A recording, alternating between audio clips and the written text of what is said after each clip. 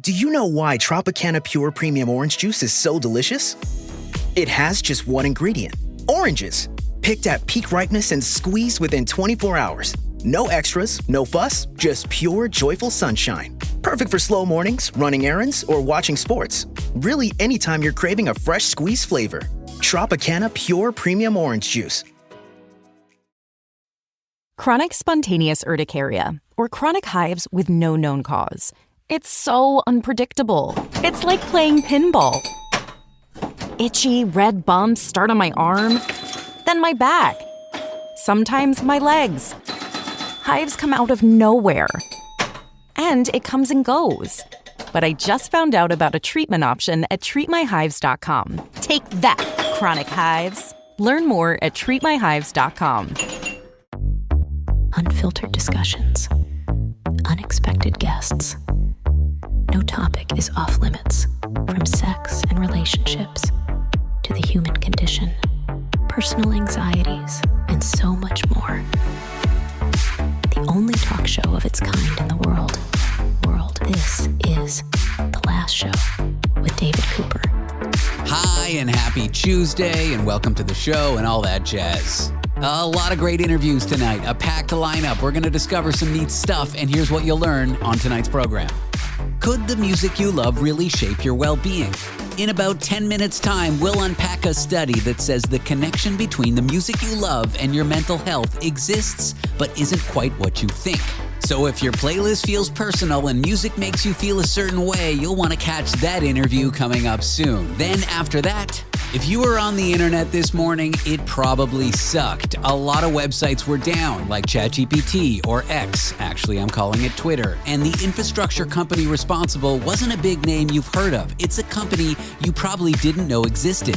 And that company, having network trouble, took down the whole internet. We'll give you more details halfway through the hour. That is some of what we'll cover on the show. That is some of what you'll learn. But for now, we'd better jump in.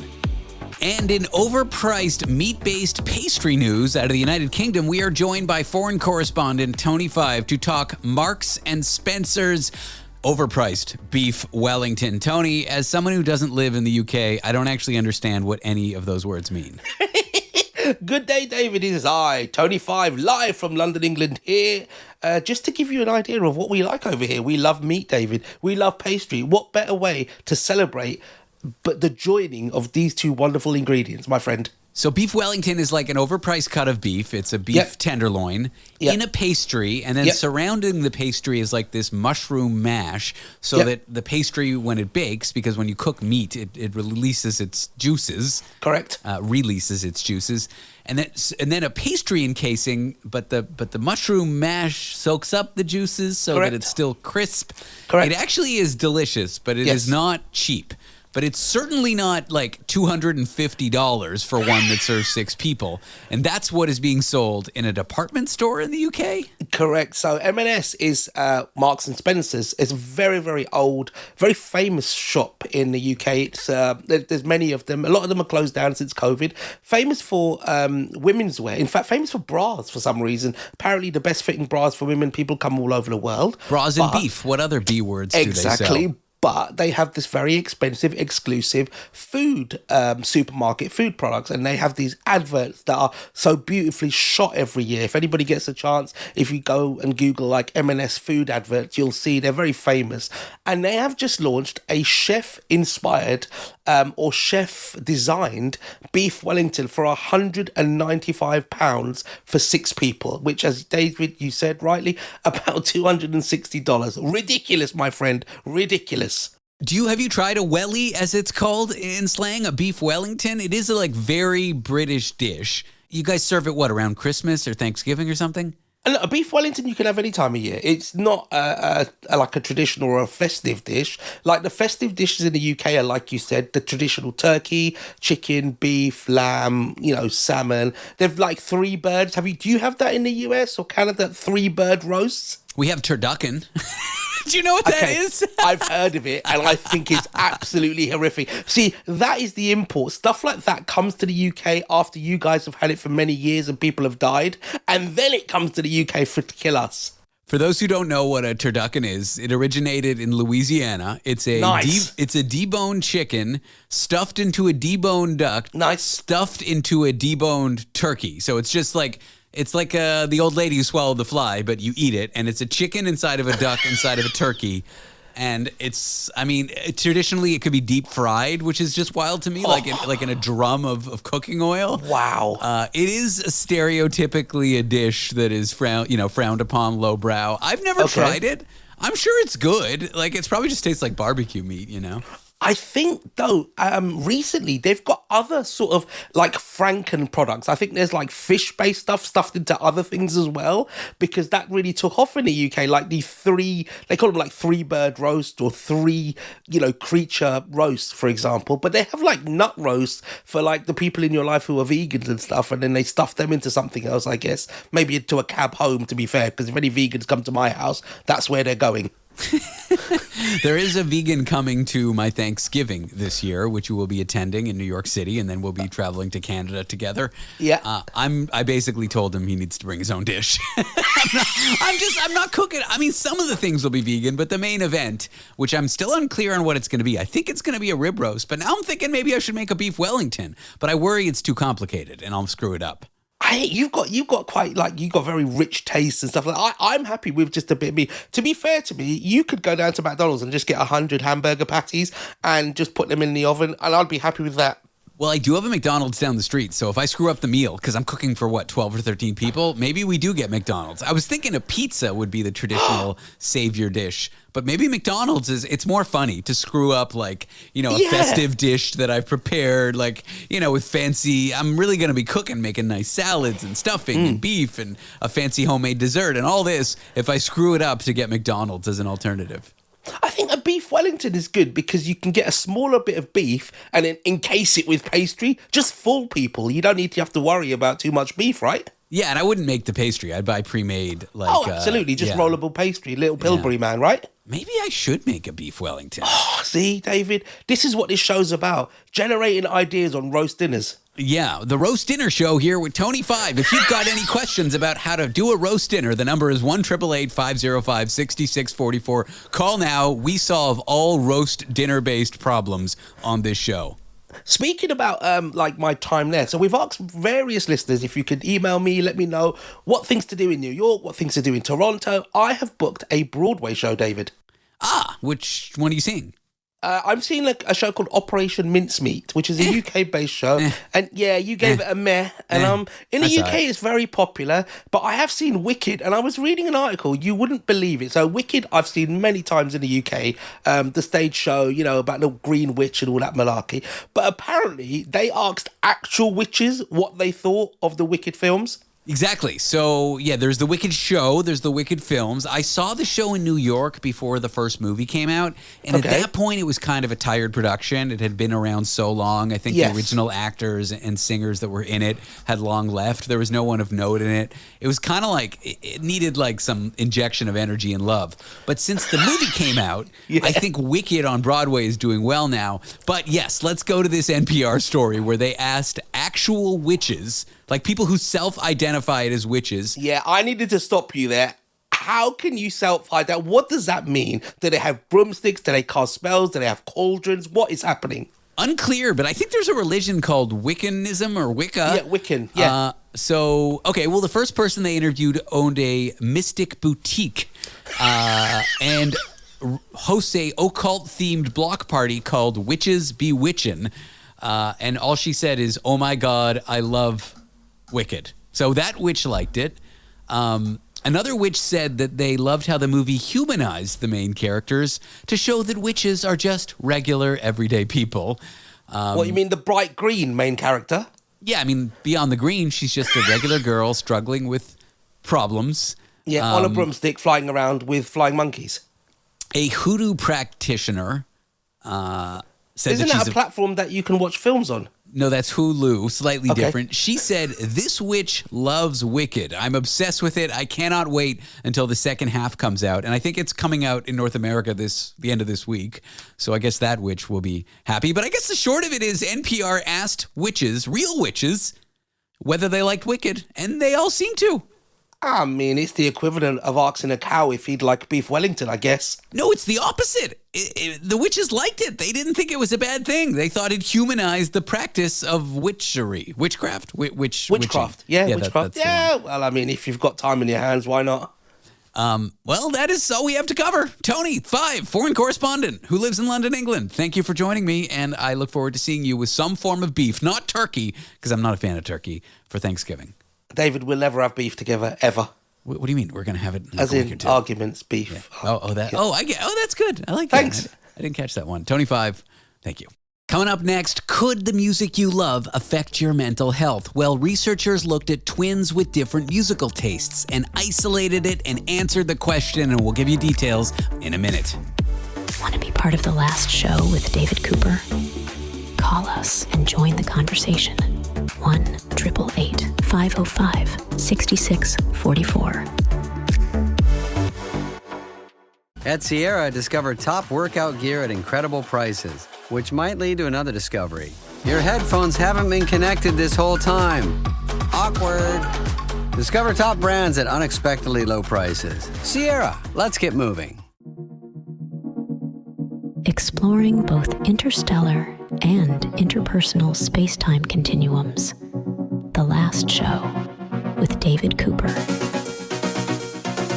Can what music you listen to and your mental health be linked? For example, if I listen to Dido in the bathtub with the candles lit and me crying, does that make me a happier person in the end? I'm asking for a friend. But this question, are well-being and musical preferences correlated? The short answer is yes, but the longer answer is it's more complicated. I'm here with someone who's done research in this area. She is a behavioral geneticist and assistant professor at the Max Planck Institute for Empirical Aesthetics in Frankfurt, Germany. Her name is Dr. Laura Wesseldijk. Laura, welcome to the show.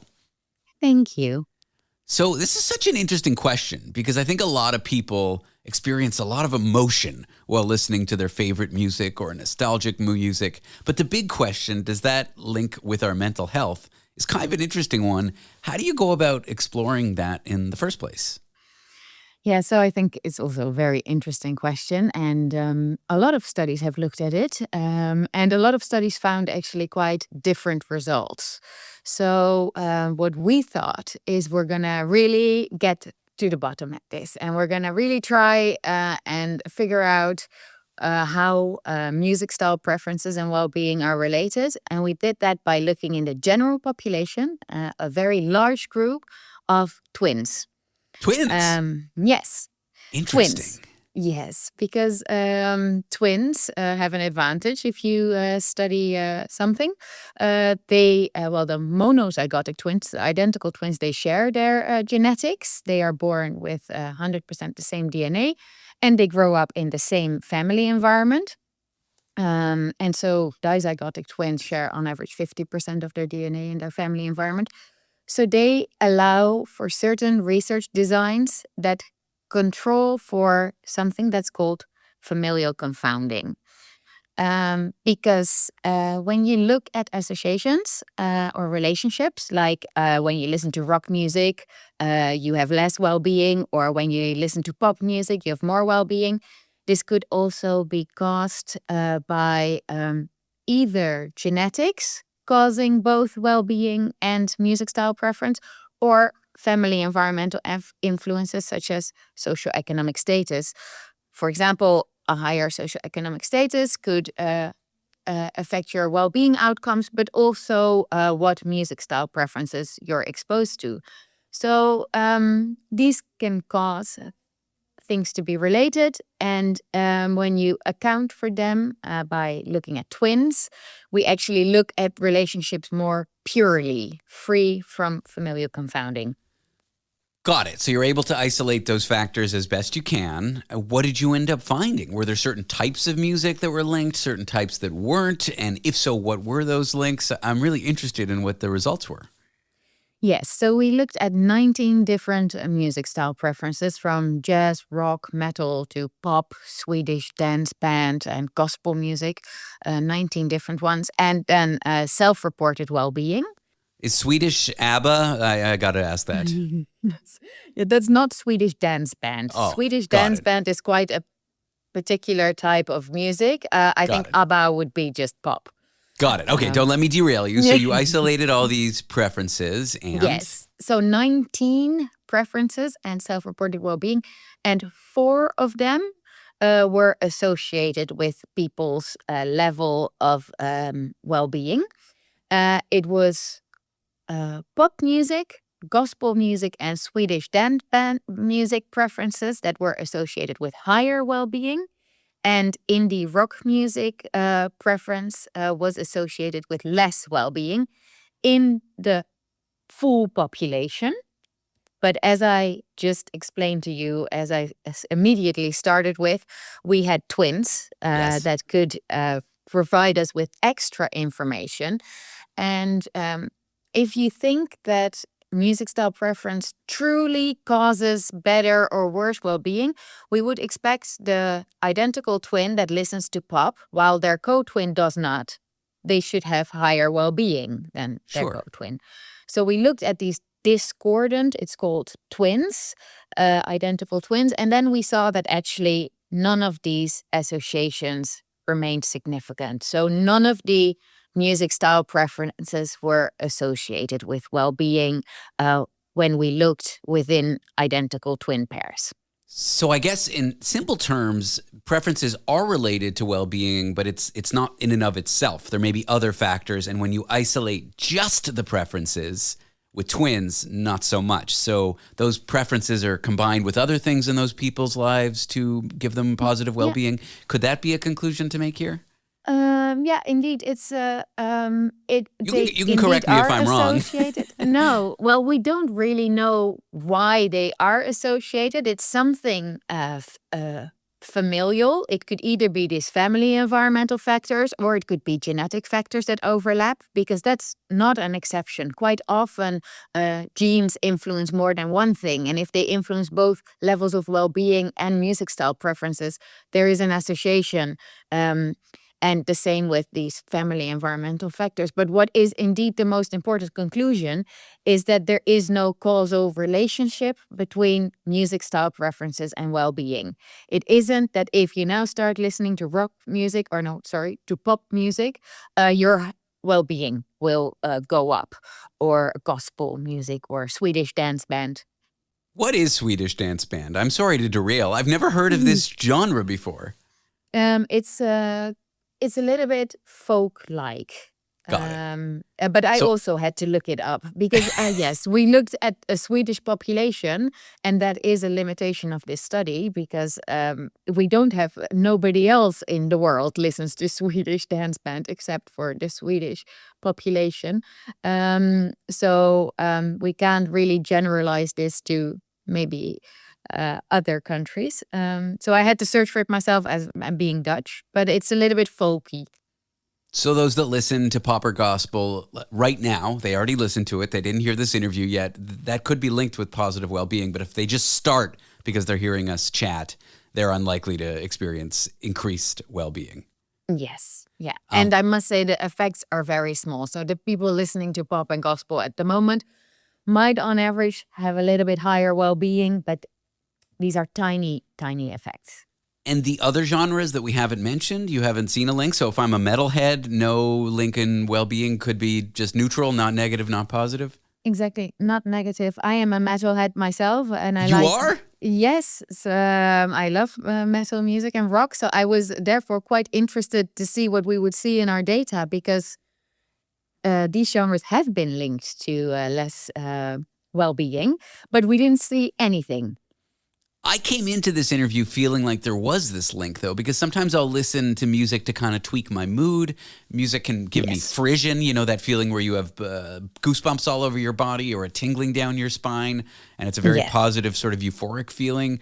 I respond so emotionally to music, so I just assumed this link was there. But just because we respond with strong emotion to music doesn't mean that there's this huge link, I guess. Well, it's also important to say that this study didn't look into that, how we use it for emotion regulation and how it can evoke feelings, positive feelings, negative feelings. Of course, music has a lot of effect on our psychological state. This is when we look in the population and we look at music style preferences, if we see there's an association with people's well-being. Whether, at tonight, whether you feel sad and you put certain music on, whether that has a positive effect on you, that's something different. And I do still believe that music can evoke a lot of emotions and well-being variations. Well, I've really enjoyed this chat, Laura. Thanks for sharing your study and chatting to me about, music and well-being. I appreciate you being on the show. Good. Thank you. Dr. Laura Wesseldijk is a behavioral geneticist and assistant professor at the Max Planck Institute for Empirical Aesthetics in Frankfurt, Germany. Laura, thank you again. I appreciate you. Coming up in a few minutes' time, the internet this morning. If you tried to go on it, it probably stunk. A lot of websites were down, like ChatGPT or Twitter. And the company responsible for taking down swaths of the internet, it's one you've never heard of. So, why the internet was down and why you couldn't ask ChatGPT to be your friend in a minute. Want to be part of the last show with David Cooper? Call us and join the conversation. 1-888-505-6644.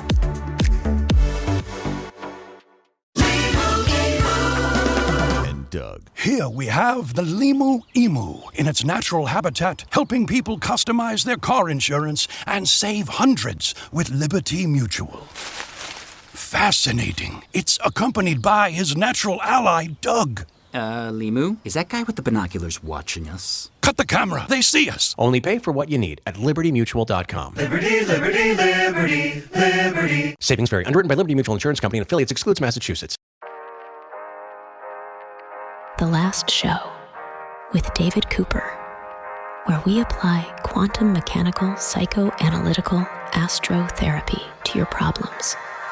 Today, the internet went out, and it wasn't because of some giant you've heard of, like Amazon or Google. It was about a company that most lay people don't know, and we're going to tell you all about it here with cybersecurity expert and associate dean in applied sciences at Humber Polytechnic, Francis Syms. Francis, welcome to the show. Hey, so happy to be here. Cloudflare. I think, and I used to work in tech, I think I would have a hard time explaining what this company does. Do you want to give it a try?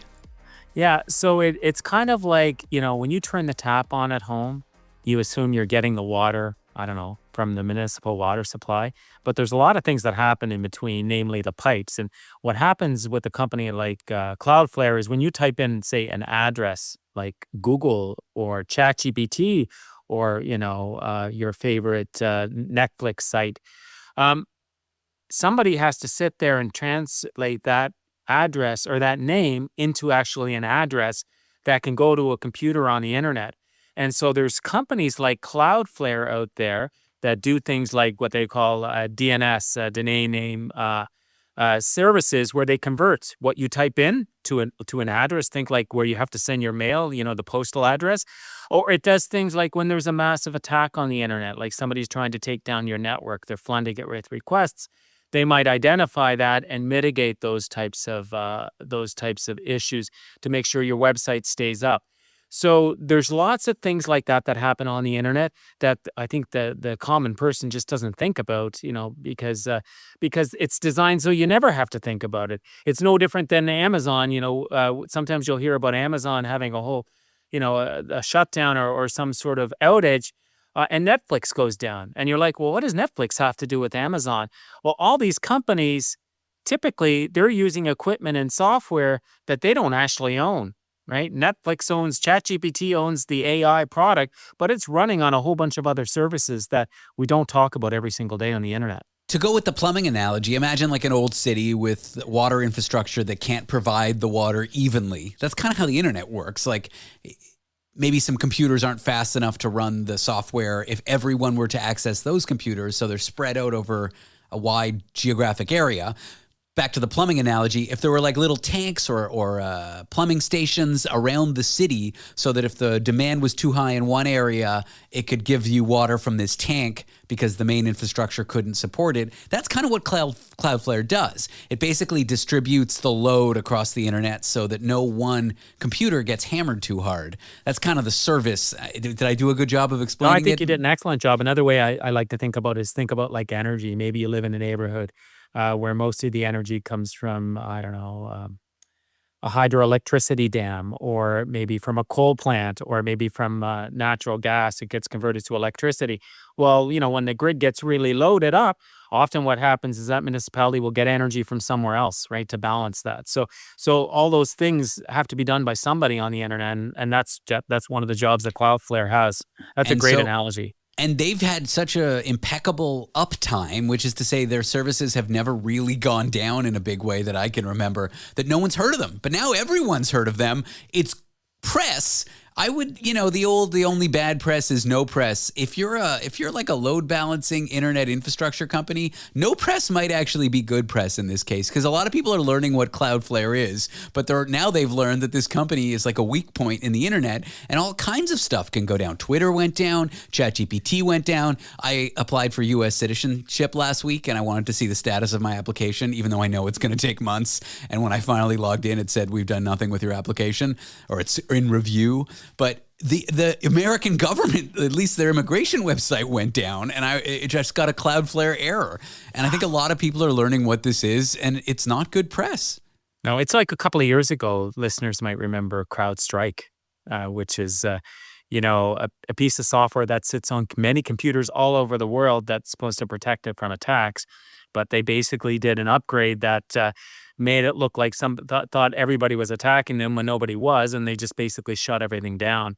And, we found out that there were terminals in hospitals that went down as a result. So just places that you just never think about this software running. And it's kind of wild to think about, like when you buy a service on the internet, that provider is not giving you everything. They're piecemealing it together from all different other providers out there. And so you have no idea what these companies are like, right? And if they're trustworthy, you just have to assume that the person you're getting the service from has already done all that due diligence. Now, speaking of trustworthy services, let's jump into our next story. Microsoft Windows. They launched an AI companion software for the operating system, which sounds great, having a ChatGPT-like thing on your computer, except they're warning users that it could install malware into your computer. They're saying only enable the feature if you know the security implications. Side note, you got to be quite the advanced software engineer to truly understand security implications of software. So they're basically launching this AI companion feature, Agentic AI, that can do like tasks on your computer. That's what it means. Like it's a little agent who can click things automatically for you or run things automatically for you. But they're also saying, hey, this great new feature could give you malware. Why not just not launch the feature at that point? Yeah, I think it's a race to this concept or this event of super intelligence, where they think that whoever designs the fastest, the bestest, the whateverest AI is going to win the whole race. They're going to win everybody in the world and make a gajillion dollars. And so I think Microsoft wants to be the first mover on this. And the idea might be, maybe you get an email from a friend and say, hey, we're going to Las Vegas for the weekend. We're all going to book our flights. I booked this flight. We booked this hotel. And maybe, with this agentic AI, it could read your email and automatically go to the website and book your flights, which could be, amazing if you have a busy schedule. You just say, yeah, go ahead. But then the risk is that it, depending on the instructions in that email, it might start to install something else that you never planned. And I think what Microsoft is saying is we don't know all the commands that are going to trigger this nefarious stuff in the background. So it's kind of like a buyer beware situation. But I suspect what they're hoping is that people are going to be so excited about using those kinds of features. It could be like I'm running late from work and you tell, Microsoft through its AI chatbot, can you order dinner for the kids? And it just does it automatically. That's great. But all that personal data, all that access to your computer, to every part of your life you've given to this new agentic software. And they're saying, well, we don't actually know if it's going to be safe. Great. Fantastic. When can I try it out? All I have to do is enable it and it'll install malware. That sounds great. In my operating system where I log into my bank account, fantastic. I'm on board. It'll book the flight for me. Will it even get the cheapest flight or the flight I want? Yeah. Who knows? I wouldn't log into your bank account once you install this. All right. Well, it's interesting. They get to claim they have this great AI product that'll do everything on their operating system, but instead they say it might give you malware, so also no one use it. It seems like a publicity stunt, Well, actually. I think what this is a CYA, right? It's a limited liability, so that if something happens and you lose maybe, all your money, if you have any money in your bank account, that they're not going to help you out with that. They're saying, we told you so. Now, I don't know that type of thing would actually hold up in court. I suspect that it'll be tested at some point in the future. It's just like when Apple, at one point Apple was accused of slowing down the iPhones. And people said they were slowing it down because they wanted to encourage people to buy the new one. Apple said, no, that wasn't the case. But then they settled, right? And they never accepted responsibility, but they said that, yeah, okay, we're going to do some sort of payout associated with that. And now magically old phones run faster, even though they're dated. That's right. So I can't imagine that they're going to be able to, this is going to stand up in a court of law, but I guarantee that in a year or two, once this rolls out and we start seeing issues, it's going to be tested. And it's no different than like these chat bots, people are using them and asking them about the meaning of life and how they should treat themselves and others, and they're getting bad advice, and that's leading to serious harm. That's being tested in the courts now too. Well, the promise of agentic AI, like a computer that does things I want without me doing the clicks, is great. I'm glad these early products are getting out. I'm not going to use them, but in a few years, when it's good enough, I will definitely adopt it. Francis, thank you for joining me today. Yeah, my pleasure as always. Thanks for having me, David. Francis Syms is a cybersecurity expert and associate dean in applied sciences at Humber Polytechnic. Coming up, a heartwarming one. The celebrity Pierce Brosnan reconciled with his estranged son after a 20-year fallout. We'll talk about estrangement, reconciliation, and tough relationships with loved ones. Want to be part of the last show with David Cooper? Call us and join the conversation. 1-888-505-6644. Every drop of Jack Daniel's is mellowed through sugar maple charcoal, giving Jack its smooth taste. That's what makes Jack, Jack. Please drink responsibly. Jack Daniel's and Old No. 7 are registered trademarks. Tennessee whiskey, 40% alcohol by volume. Jack Daniel Distillery, Lynchburg, Tennessee. Prepare to have your mind blown as we delve into the complexities of relationships, explore the cutting edge of science, and celebrate the bizarre and beautiful absurdity of the world around us. This is The Last Show with David Cooper. All right, celebrity Pierce Brosnan has reconciled with his estranged son, Christopher, after 20 years of not speaking, after 20 years of fallout. And we're going to talk about estrangement and reconciliation here with addictions and counseling expert with Chorus Entertainment, Yonah Budd. You can find him at yonahbudd.com. Yonah, welcome to the show. Thanks, David. Great for being here. Thank you. Great for being here. Great to be here for you. Yes, I picked on your grammar, and I feel like you could take me in an argument, so I should just leave you alone. I think we're good, yeah. All right. Okay, well, this is kind of an interesting thing. I always love a reconciliation story. I feel like it really warms our heart, but what we're not looking at when we have our hearts warmed are the many, many years before that reconciliation of bad blood. And like Pierce Brosnan's son said things like, I want to be there for my children because my dad wasn't there for me, which is like wild. The kind of an ugliness can exist between people. These fights happen, and then they can become long and protracted over many years.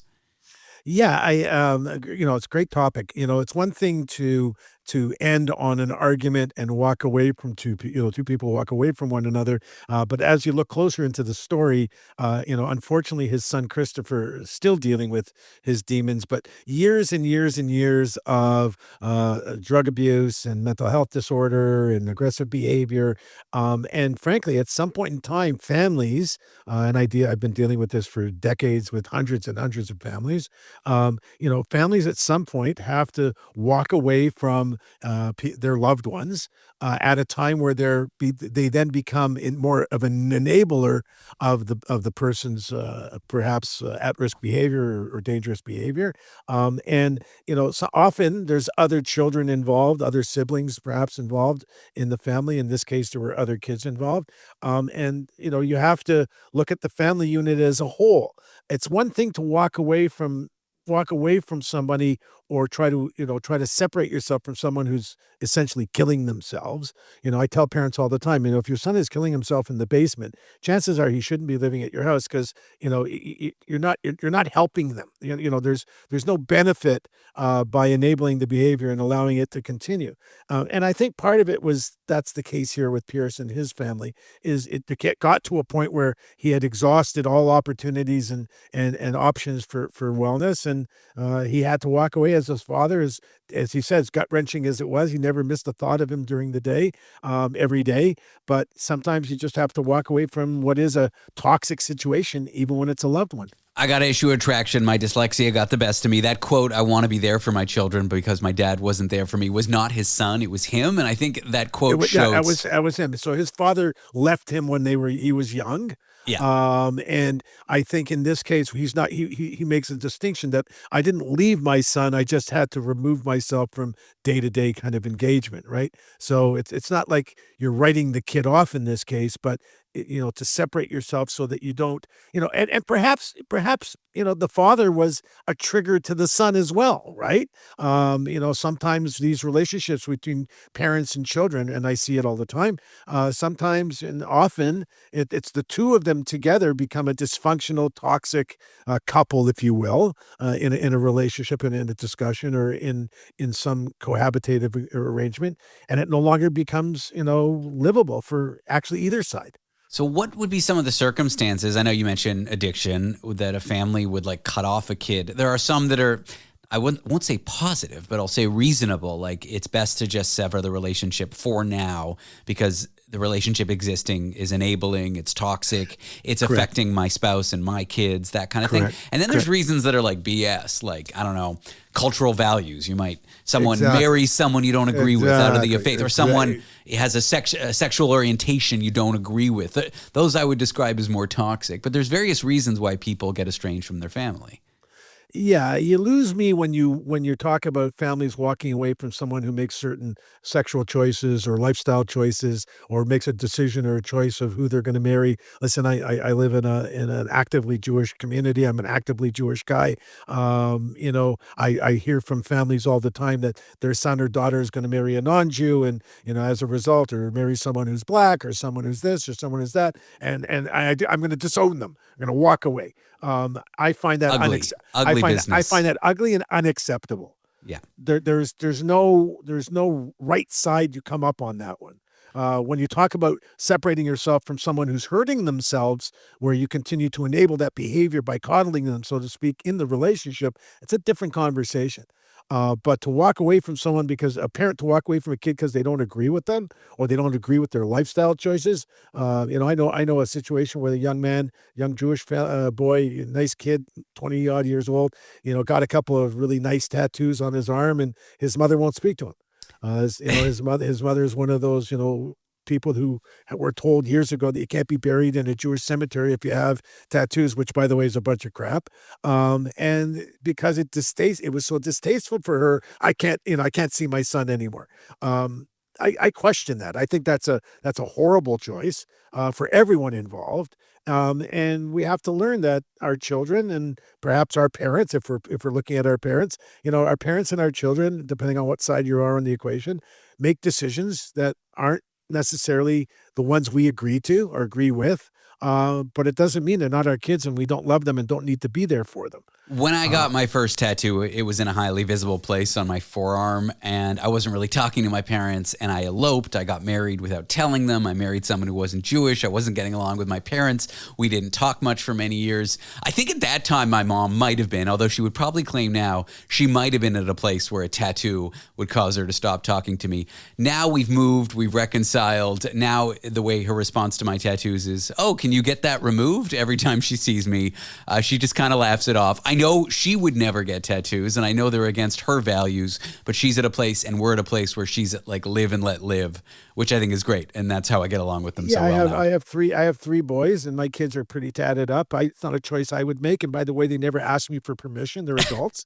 Well, I don't know if you know this, but it's their body and not yours. And I think you do know that. Exactly. And they look really cool. They made good choices. They're not really disgusting. But no one asked me my permission or my opinion.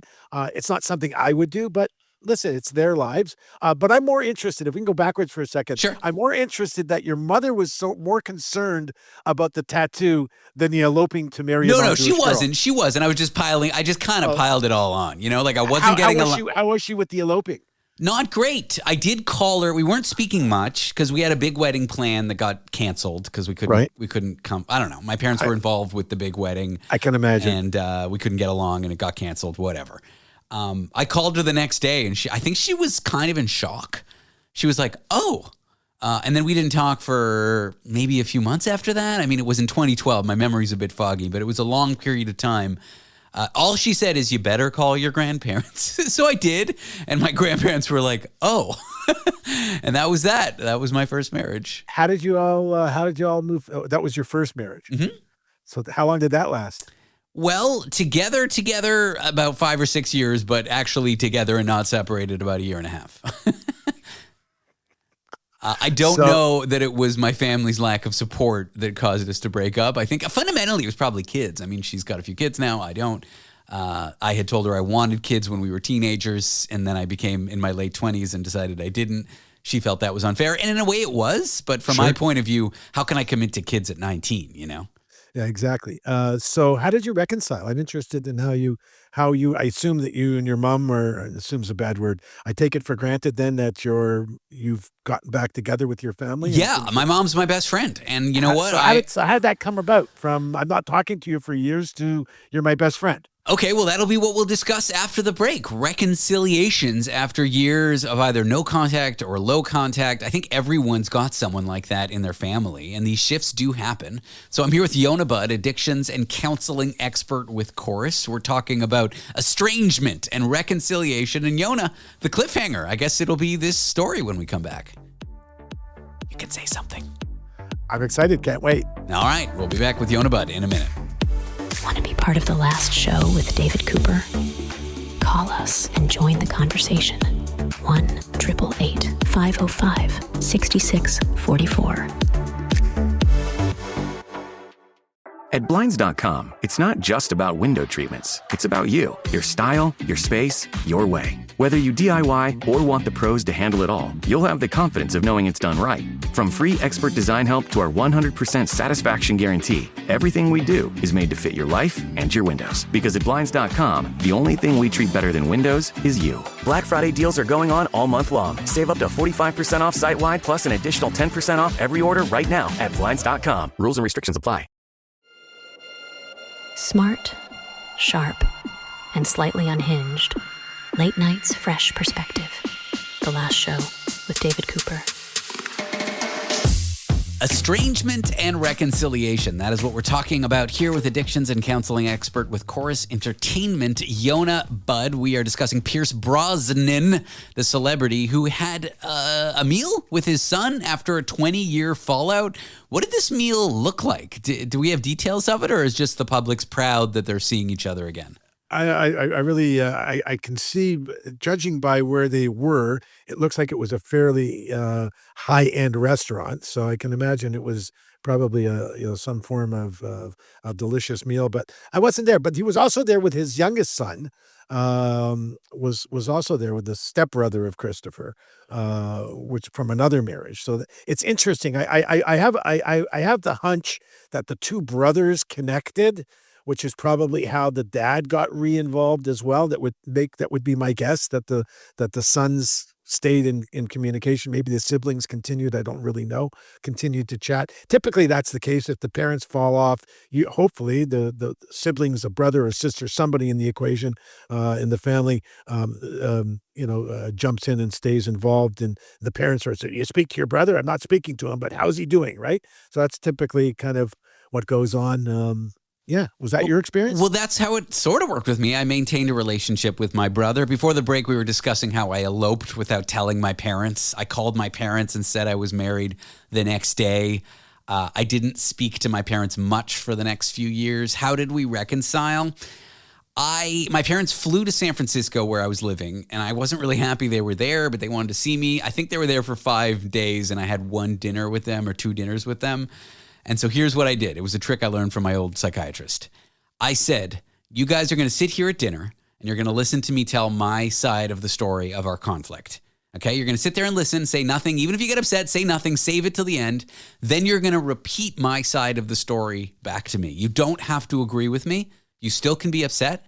And then we're going to do this exact same exercise. You're going to tell me why I hurt you, how you saw what happened, and then I'm going to repeat your side of the story back to you and make sure I get it right. It took them 3 tries of them hearing my side to repeat it back to me, because I don't think they realized by repeating it back to me that they didn't have to agree with it. Like, they were still hurt by my behavior. They still thought some of my decisions were wrong.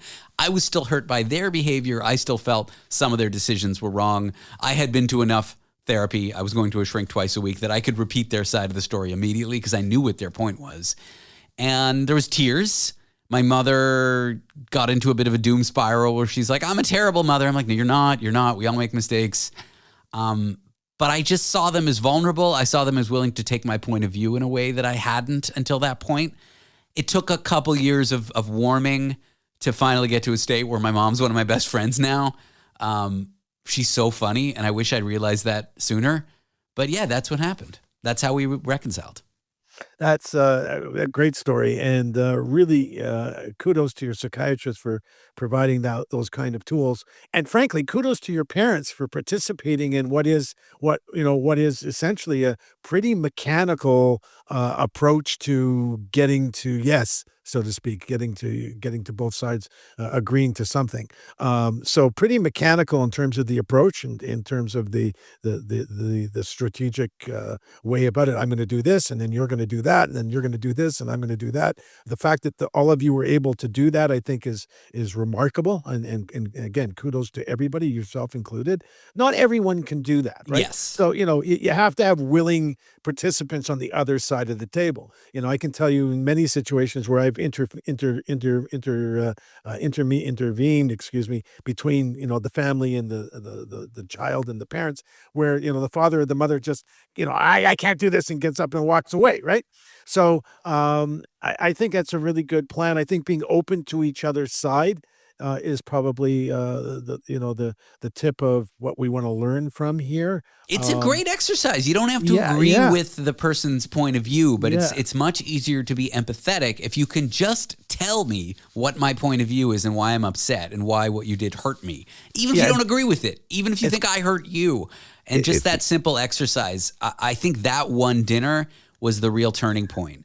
I mean, they had flown to where I lived because they wanted to reconcile. I just don't think they knew how. Like, they didn't go to. I mean, I put my therapist kids through university probably, but they didn't go to as much therapy as me. You wouldn't have known how either without those skill sets, right? That wouldn't have been a natural thing for you or your parents to come up with as an idea. But we all want to be heard, so it's kind of like a proof of life, right? Like, what did I just say? And I do this with my grandchildren. I do it with, my clients, my patients. I just shared something with you. Repeat back to me what I just shared. So you want to hear people confirm that they actually heard what you had to say, right? And that's kind of where we're typically where we're coming from here. But listen, I'm really happy that it worked out well for you, and I think it's wonderful that you and your mom have such an incredible relationship. But unfortunately, it doesn't work out like that for everybody. Yeah, for those listening who've got a family member who's estranged, or they've got a family member who's dealing with estrangement, my story may not be as easy to do. You might not have a party that's willing to sit there and at least try to be empathetic. What advice do you have for people who've got estranged family members?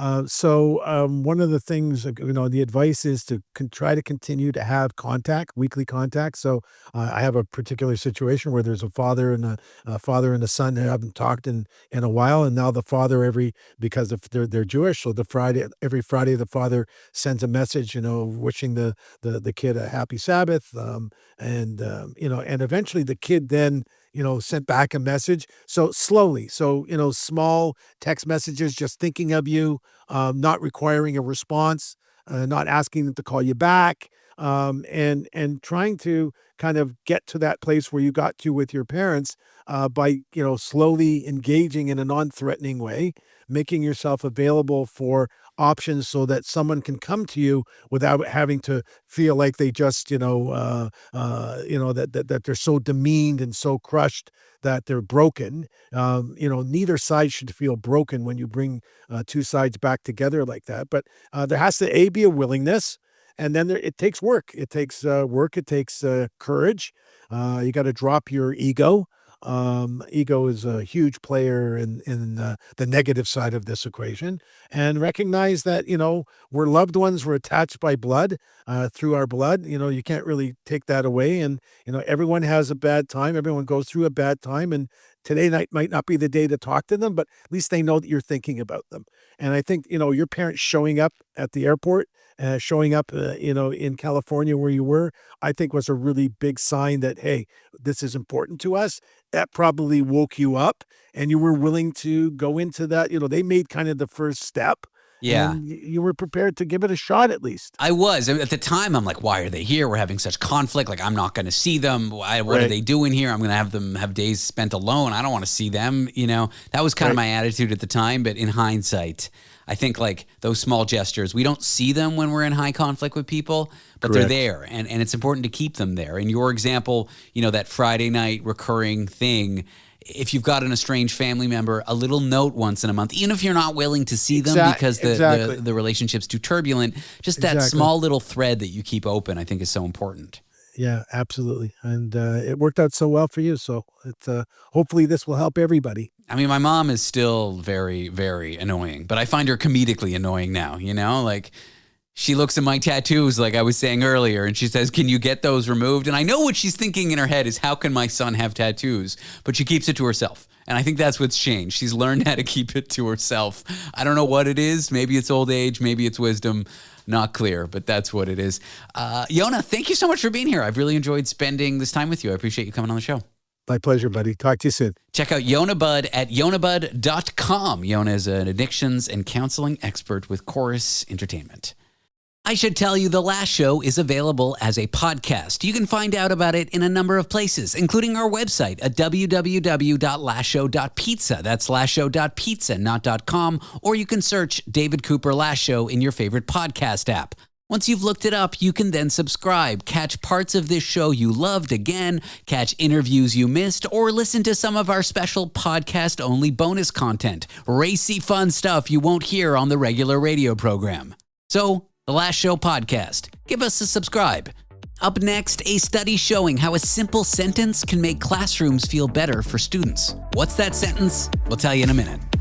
Want to be part of The Last Show with David Cooper? Call us and join the conversation. 1-888-505-6644. In the 70s, 4 young women were found dead. For nearly 50 years, their cases went cold. I'm Nancy Hixt, a senior crime reporter for Global News. In the season finale of Crime Beat, I share how investigators uncovered shocking evidence of a serial killer and hear exclusive interviews with the killer's family. Listen to the full season of Crime Beat early and ad-free on Amazon Music by asking Alexa to play the podcast Crime Beat. For those who know that questioning everything includes questioning this show's existence. The Last Show with David Cooper. Let's explore how a quick personal detail from a professor in school, just a few seconds of honest self-disclosure, can reshape a classroom, deepen connection, and help students who often feel left out feel like they belong. The power of a few words. That is what we'll discuss here with biology professor at Arizona State University, Sara Brownell. Sara, welcome to the show. Yeah, thanks, David, for having me. I'm surprised by the impact of a single sentence or a small disclosure in a classroom setting. Walk me through what that disclosure is and how it affects students when it's made. Absolutely. So I think that a lot of professors, want to think that every sentence they say is remembered by students and has a huge impact. But the reality is it doesn't, right? Most of the time, students are kind of half listening or they don't remember things, right? But in this case, we're having LGBTQ instructors reveal that they're LGBTQ. And most of them are doing it in as few as kind of 3 seconds or so. And shockingly, we find that about 88% of students remember those 3 seconds. And what would those disclosures look like? Is it simply like I'm a woman and I say, oh, my partner is a woman, or they just list a quick detail about themselves? Like, how would they go through this disclosure? Absolutely. So we did this in real biology classrooms, undergraduate biology classrooms across the United States. And so we had instructors do what they were most comfortable with. So they might, if they were a woman, they might disclose, oh, here's my wife. They might say, I'm a proud member of the LGBTQ community. They might say that, an important identity to me is LGBTQ identity. So it's whatever they were most comfortable with, but it usually fell along those lines. The nerd in me was like counting the number of words you said with those example sentences, and they were like 7, 8, 9 words. That is a very quick identity disclosure, isn't it? Absolutely, yeah. So it takes a few seconds, a single line on a slide, a brief mention out of the mouth. That's a weird way to say talking out of the mouth. And what is the measurable impact or effect on students when this is made? Yeah, that's what's so cool about this. So to just take you back a little bit, so we've done a lot of work on LGBTQ individuals in science and biology for about the last 10 years or so. And a huge concern that biology instructors have with revealing their LGBTQ identity is it'll take up class time. Students will think it's inappropriate. Like, I don't want to give up content for this. And so we are really excited that something in as little as 3 to 5 to 10 seconds can actually have an impact because then, right, they're not giving up content. 10 seconds, they can give up that amount of content, right? We looked at a bunch of different outcomes. We asked students whether they thought it was appropriate. We asked students how connected they felt to the instructor, how approachable the instructor was, how competent the instructor was, how much they felt like they belonged, and just generally whether they felt like it was positive, neutral, or negative. Got it. And what do they find? Positive, neutral, negative? What do the students think of it? So a ridiculously high percentage of students said that it was either neutral or positive. And so sometimes we think of a neutral response as actually not being a good response. But in this case, it is, right? So a lot of the students were like, oh, it just doesn't matter to me. Like, it's just like no big deal. Those 5 seconds or whatever, it didn't affect me. And so we view that actually as awesome. And then for some students, they actually said it was a positive experience. And women and LGBTQ students were more likely to say it's positive.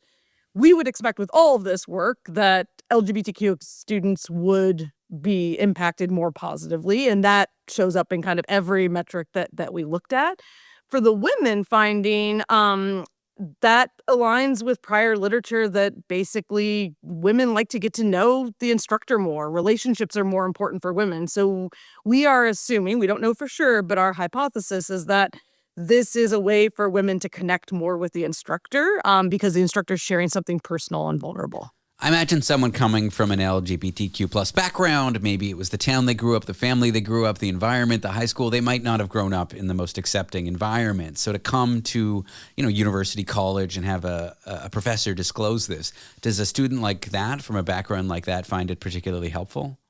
That's a really good question. So again, we've done research on this for like the past 10 years or so, and we found a lot of LGBTQ students have never had a science instructor reveal that they're LGBTQ.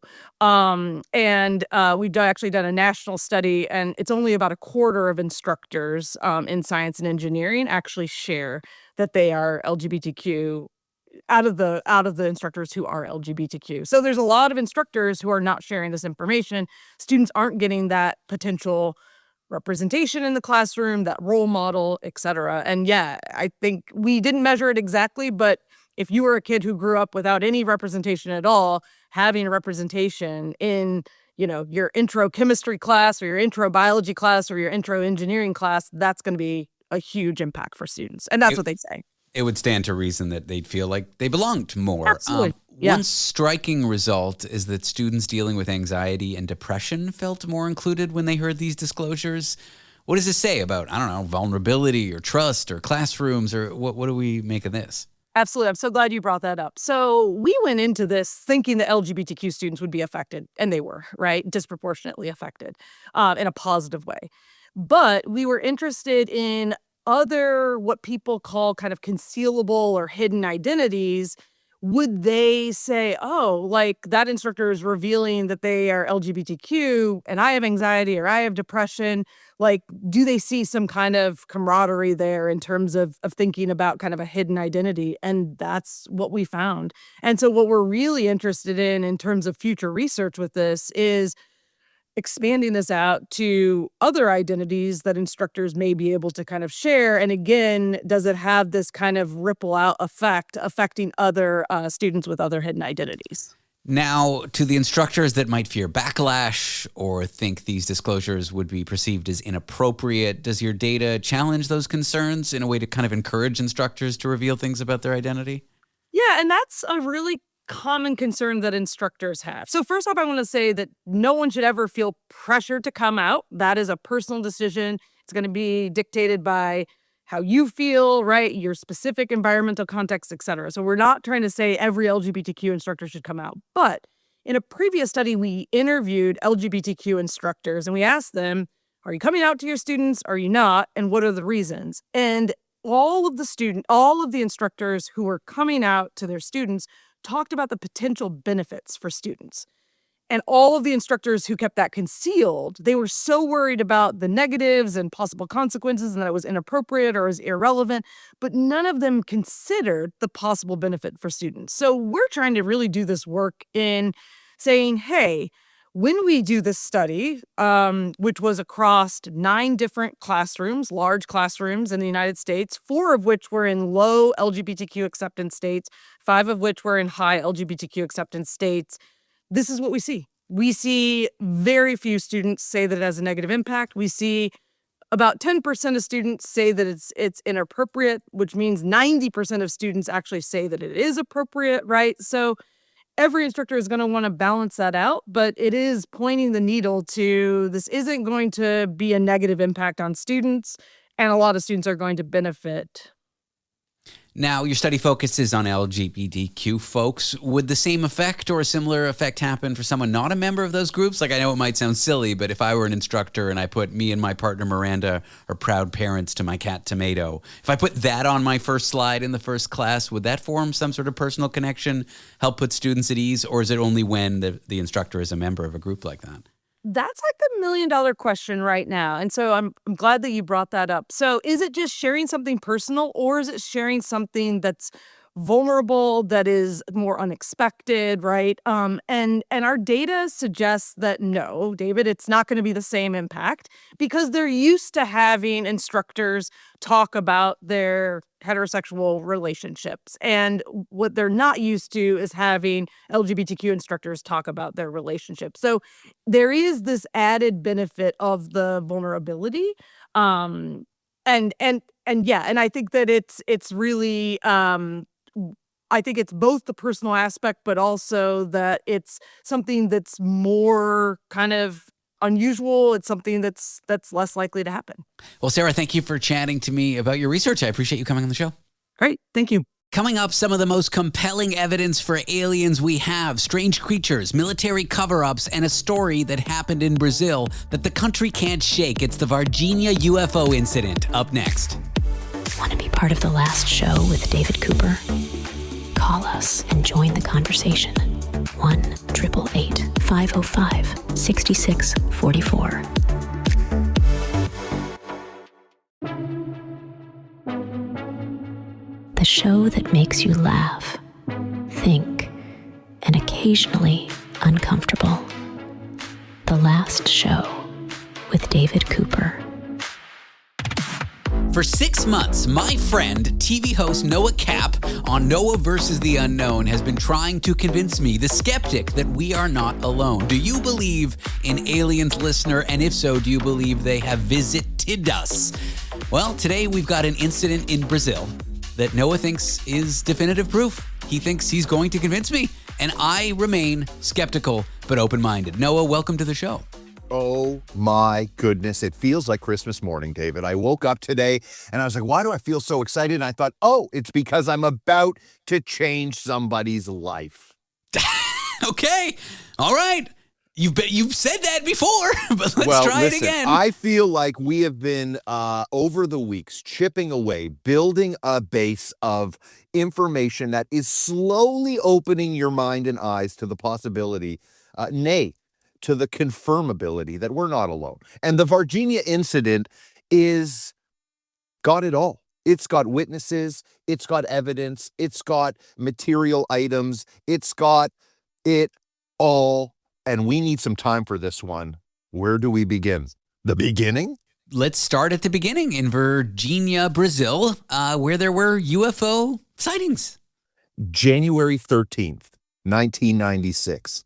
This is a week before most people know about the incident. January 20th is the big date for this incident. But a key part of this story actually begins on January 13th. When Carlos de Souza is driving home from work and sees a classic, one of the very classic UFO-shaped craft in the air. It's a cigar-shaped craft. And he sees it and he says it looks like it's damaged, like the back's been blown out or something. It's flying low. It does a 360 and it crashes in this kind of hilly range. He drives up to it and pulls up to a crashed UFO site. There is a 40-meter burn circle.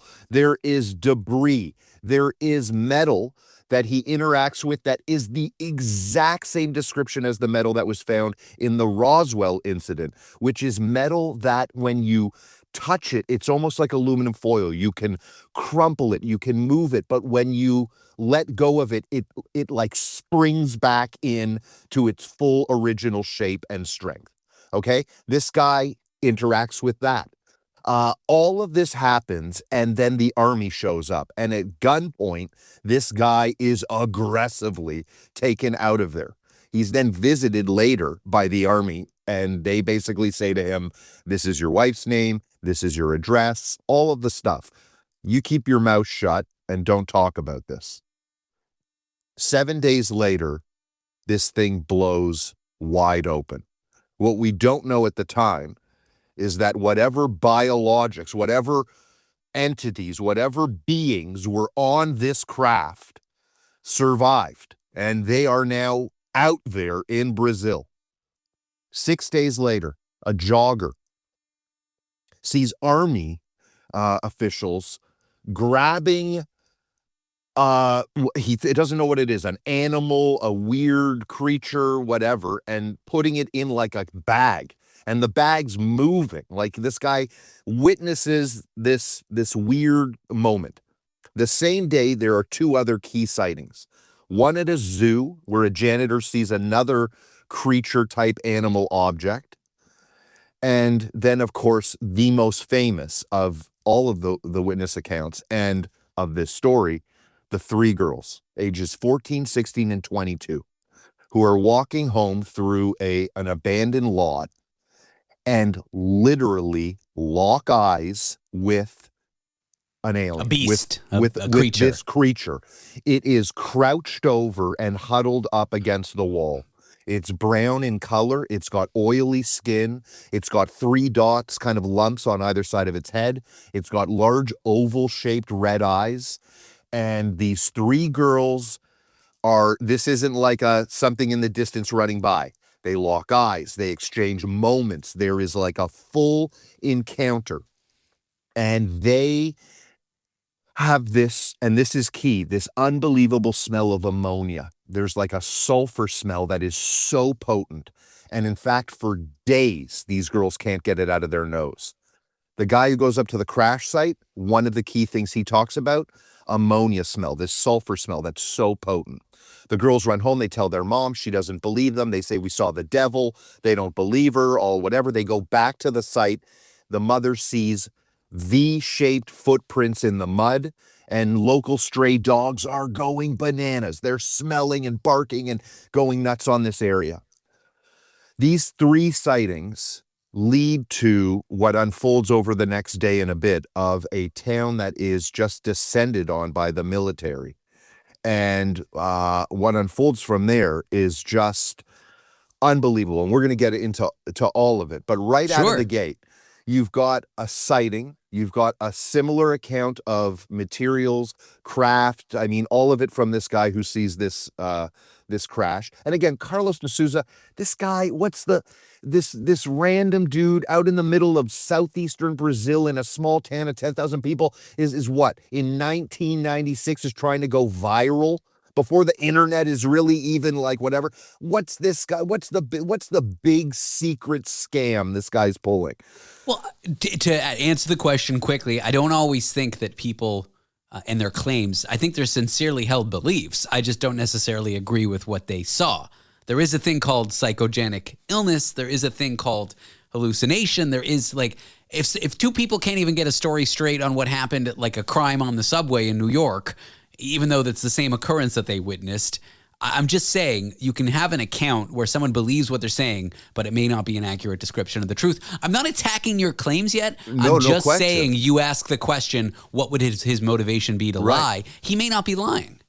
Power in numbers for me. It's like you've got 3 separate people in 3 locations, one at 3:30, one at 2 o'clock, one at 9:30 in the morning, all seeing the same and describing the same creature, the same kind of like weird thing. I mean, the jogger sees these army guys with like a pole and a rope trying to like get this thing off the side of a cliff. Like it's a bumbling, weird situation. It's not a black van pulls up and they grab a gray and they throw it in the back or whatever. I mean, in a weird way, the silliness of some of the accounts make it feel even more real. Nonetheless, these girls get visited by the government. They're told to quiet up. They're offered money, all of it. They turn it down. They don't know whatever. They want to just speak the truth. Here we go. This is where now things start to get really creepy. The alien that is grabbed by the army is put into this truck, and there is a military officer, and the pronunciation I'm not sure, but his first name's Marco, and he is witnessed grabbing the alien with his bare hands and putting it into this thing. Now, if you remember, I mentioned that there was a zoo sighting. There was this army guy who grabs this thing bare hands. And then they take this thing to a hospital, which I'm about to tell you about. 3 animals at the zoo die. The army guy who drove the alien dies. The guy who grabbed the alien bare hands dies. And the doctor who examines the alien, which we're going to get into, dies. All from a weird virus, all from this weird condition. Their skin and their body reacts, and they all die. How do we know the veracity of all of these claims? Like, I assume some of them are true. The 3 girls were interviewed, but like all these deaths, like how do we know those were fiction or truth? The deepest we can dig, the most we can find out. You try to find out records, family thing, whatever. The tough part is you're dealing with military police. You're dealing with people that it's easy to say, well, it was a training exercise gone wrong. It was That is the official explanation, that the Brazilian military was in the area anyway. The creature, there's an explanation that there was this homeless guy, a mentally unstable guy, nicknamed Mudinho, in the area. We're going to get to all of this, including the autopsy that Noah wants to talk about as we discuss the Varginha incident in Brazil. Noah's trying to convince me that aliens are real. So far, I guess we'll find out how good a job he does in just a moment. We'll be back with Noah Cappe in a minute. Want to be part of the last show with David Cooper? Call us and join the conversation. 1-888-505-6644. When the day is done, we're just getting started. The last show with David Cooper. We're here with Noah Cappe. It is Noah versus the unknown, or Noah versus David, if you want to frame it more adversarially. We are going over an alien incident that allegedly occurred in Brazil called the Varginha incident in the 90s. And we were talking about an alien autopsy done by a doctor in Brazil based on a corpse that was recovered from an alleged UFO crash. Noah, you can keep going before you want to get my opinion. I don't know that you're going to be excited at the end when I say I'm convinced. I don't know that that's going to happen, but please keep going. Well, I'm listening. Listen, we're going to continue to build this story. We're going to continue to build our database of witnesses. You're always going to be Mulder. I'm always going to be Scully, no matter what. Mulder had like a horrible sex addiction. Or was that was David Duchovny? That was a different show. Oh, man. Well, speaking of crazy sex addictions, these aliens, let me tell you. All right. So we've got multiple witnesses. We've got a crash. We've got government. We've got army descending on a small town. We've got broken telephone stories. We've now got a truck that pulls up to a hospital, and these army officials bring the canvas bag into an examination room. A doctor in there is then told to run tests, run x-rays, whatever, of this creature. All of the images are taken, this is one of those, where are the photos? Where's the whatever? We don't have that. Obviously all taken by the government. But what we do have is a doctor who has gone on record and has again recently gone on record, confirming his accounts, confirming the story, confirming his experiences. And again, additional people from the hospital confirming this smell, this unbelievably potent sulfur, ammonia, just this, like, they can't clean it. They're trying to scrub this room down. It's days. They can't clean it. The three girls, their nose is burning with this smell for days. It's a really weird component to this story. So you've now got this examination. They're at a hospital. They scoop this thing up, take it away. And this is where now it gets, even a little shadier, a little weirder and harder to prove, because now you're government on government. Wait, you're coming here saying this is the best evidence you got, and now you're conceding that it's shady, weird, hard to prove? Well, what happens next is a U.S. plane through like flight logs that are way later down the road, dug into, found, not through proper channels, an American I don't even know like a full-blown military plane from the U.S. Like a transport plane, not like a fighter jet. Airport. Officials get on a helicopter. They visit a few key sites. There's witnesses of cargo thing, whatever, loaded on a plane and up and into the air and gone. No official flight log, no proper documentation of this happening until people dig in later and find whatever. But so again, all of these things can be a coincidence. The military can say, well, look, we were doing a training exercise. When someone dug into it, the training exercise was scheduled for the next day at a different venue. But that's what I'm going to say to you. How do you even respond to that? Like, can't you just accept that it might have just been a military training exercise, that the alien sighting might have been this mentally unstable guy in a village with people they don't have tons of education and access to TV. A mentally unstable guy in rags can seem like a beast. Once the hype and people getting swept up in the story and believing that it's true starts to hit the small town, other people believe it. And so the things that they see ended up being like confirmation of this thing. It's called mass psychogenic illness. It's basically people start believing things that aren't true because their peers are. Why can't you just accept that as a plausible explanation? I guess I can, David, but the problem I find is that it feels like it always comes back to, you saw a homeless guy and it was raining and that's why he looked oily.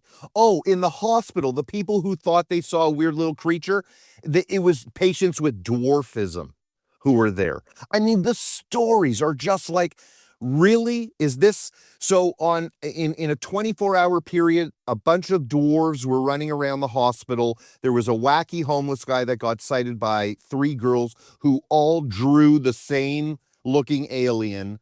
You've got deaths connected to weird sightings. You've got accounts from people who have got legitimate training and backgrounds, like a doctor, to military, to people families. die. If there's a military exercise with tens of thousands of soldiers, people sometimes die and they need autopsies. 100%. But do they die from an odd disease or a condition that nobody really knows 100% what it was, where their body starts to react in this odd way, and that 3 or 4 people who you can make a one dot connection to this incident all have the same viral condition?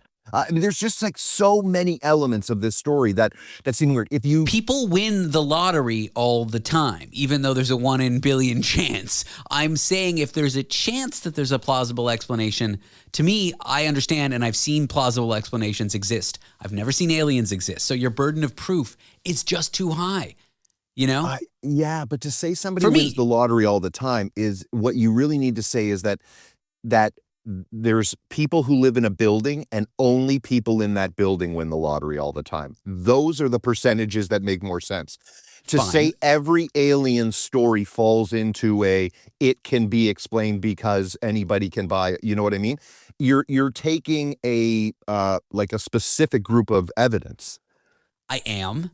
But I'm saying that's the bar you got to pass in order to convince me as a skeptic. I think it's more a problem of if there is a plausible explanation, however unlikely, I will just defer to it. I'm not saying it wasn't aliens. I'm just saying it's not enough for me to believe. Yeah, I know. Just record yourself saying that, David, and have a button that every week you push. It's like, here's 4 witnesses, here's material objects, here's dead bodies, here's people lying. I mean, all of this. You use the debunking evidence, but let me debunk the debunk. Sure. The storm that made this random homeless guy that everybody for some reason thought was an alien, that didn't happen till later in the day. The timeline there doesn't add up. The military training wasn't scheduled that day. There's nothing on paper. It's all scheduled for a different day. They weren't moving bodies. They were moving medical equipment. We weren't at the hospital for whatever. It was dwarves. All of these explanations have equally wacky, counter explanations. Sure. What I was going to say is this. If you don't believe me, if I didn't do my job today to convince you that something happened in 1996 in southeastern Brazil, then watch a movie called The Moment of Contact. This is a legitimate doc. It is in the top 3 best alien documentaries I've ever seen. It is a dive deeper than I could ever do, and it will give you such an unbelievable glimpse. Plus, the visuals of this creature, of what people described that they saw, is so interesting and so unique. It kind of breaks the traditional gray alien that we're used to, but there's similar components to it. Moment of Contact, check it out. Very cool doc. I think you're misunderstanding me. I'm not saying we're alone. I'm just saying I remain open to it. The evidence is not convincing enough, but it seems like evidence. For me, the bar remains extremely high, and I'm open to it. I remain open to it. And I'm really glad you shared the story. I'm glad I listened. It seems like a mysterious happenstance. I would defer to a plausible explanation. Having said that, I'm open to this as evidence.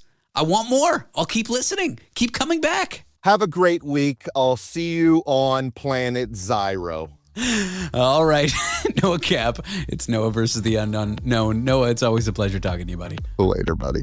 That's our show. Thanks for listening to it. Don't forget about our podcast. It's called The Last Show Podcast, because of course it is. More details at our website, www.lastshow.pizza, that's not .com, or on whatever podcast app you like to use. I'm David Cooper. This was never and is not the first show. We'll be back tomorrow night.